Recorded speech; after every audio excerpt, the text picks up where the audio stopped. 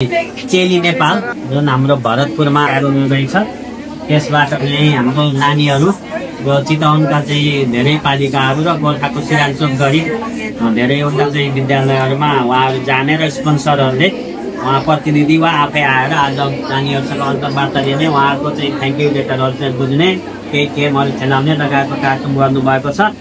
यो चाहिँ चेली नेपालले सहयोग गर्ने पालिकाहरू भनेको भरतपुर अनि कालिका नगरपालिका, रत्ननगर नगरपालिका, मागी नगरपालिका अनि गोर्खाको चाहिँ सिरानचोक सायद यो गाउँपालिका होला।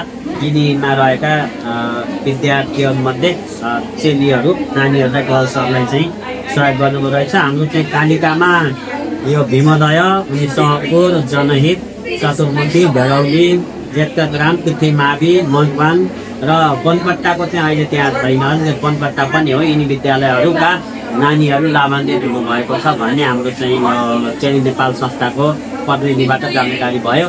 यसले चाहिँ नानीहरूमा एउटा उत्साह थपेको छ विदेशीहरूले एक त सहयोग गर्ने र हाम्रो नानीहरूलाई पढाइमा चाहिँ सहयोग गर्ने, घर परिवारमा पनि सानो सहयोग गर्नुको रहेछ उहाँहरूले। यो खालको रहेछ जुन एउटा उदाहरण यो काम चाहिँ हामीले महसुस गर्छौँ। धेरै धेरै धन्यवाद छ।